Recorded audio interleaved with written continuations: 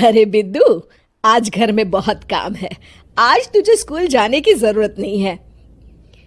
लेकिन दादी, आज तो स्कूल में मेरा टेस्ट है। अरे एक दिन स्कूल नहीं जाएगी तो ऐसी कौन सी तेरी कलेक्टर की पढ़ाई छूट जाएगी। वैसे भी मैं देख रही हूँ आजकल तो बड़ी ढीठ हो गई है। अपनी दादी की बातें सुनकर बिंदु नाराज हो जाती है। तभी उसकी माँ कहती है, अरे बिंदु, इतनी छोटी बात पे मुंह फुलाने की क्या जरूरत है। दादी बिल्कुल सही कह रही हैं। लड़कियों को तो घर के काम काज सीखना चाहिए। अरे बहू, रमेश के लाड़ प्यार ने इसे बिगाड़ रखा है। कम से कम तू तो मेरी बात समझती है। अच्छा, मेरी पूजा का समय हो गया है, मैं पूजा करने जा रही हूँ।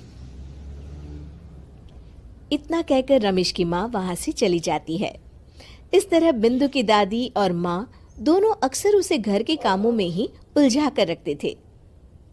कुछ दिनों के बाद राजू और बिंदु के 10वीं के रिजल्ट्स आते हैं। दोनों बच्चे दादी को अपना अपना रिपोर्ट कार्ड दिखाते हैं।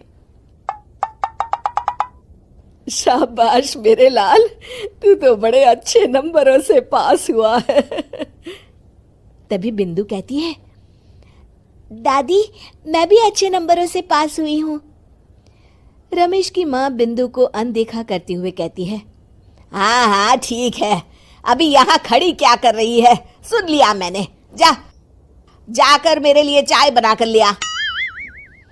बिंदु उदास होकर चाय बनाने किचन में चली जाती है। तभी राजू कहता है,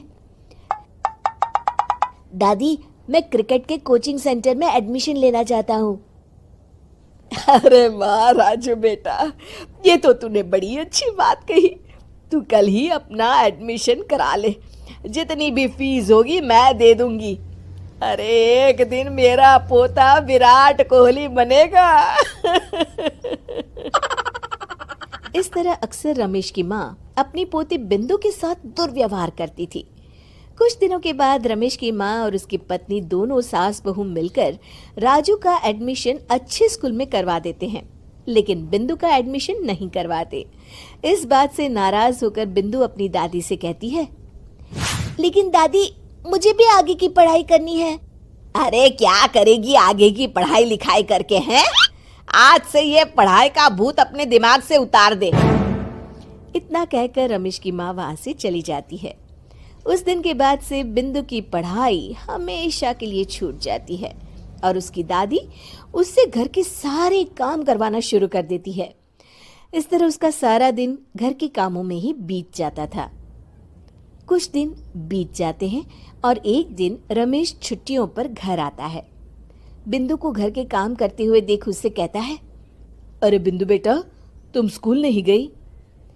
पिताजी, दादी ने मेरा एडमिशन कराने से मना कर दिया है। वे कहती हैं घर पे रहकर घर के काम करना सीख। अपनी माँ का ये बर्ताव देख रमेश को बहुत गुस्सा आता है और वो अपनी माँ से कहता है, माँ ये तुमने क्या किया? आगे की पढ़ाई के लिए स्कूल में बिंदु का एडमिशन क्यों नहीं करवाया? अरे बेटा, लड़की जात है, ज्यादा पढ़ लिख कर क्या करेगी? वैसे भी शादी के बाद तो इसे घर के ही काम करने हैं ना। तुम किस जमाने में जी रही हो माँ? अगर कल्पना चावला के घर वाले भी तुम्हारी सोच के होते तो क्या वो पूरी दुनिया में हिंदुस्तान का नाम रोशन कर पाती? इसका स्कूल छुड़वाकर तुम इसका भविष्य बर्बाद कर रही हो, लेकिन मेरे रहते ऐसा नहीं होगा। बिंदु बेटा, कल ही तुम्हारा एक अच्छे स्कूल में एडमिशन करा दूंगा। तुम जितना चाहे उतना पढ़ो। मेरे होते हुए तुम्हें किसी बात की चिंता करने की जरूरत नहीं है। अपने पिता से हौसला पाकर बिंदु खुश हो जाती है और कहती है, जी पापा, मैं खूब मन लगाकर पढ़ाई करूंगी और बड़ी होकर डॉक्टर बनूंगी।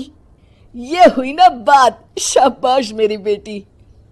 शिक्षा, लड़का हो या लड़की, हमें दोनों को आगे बढ़ने का मौका देना चाहिए।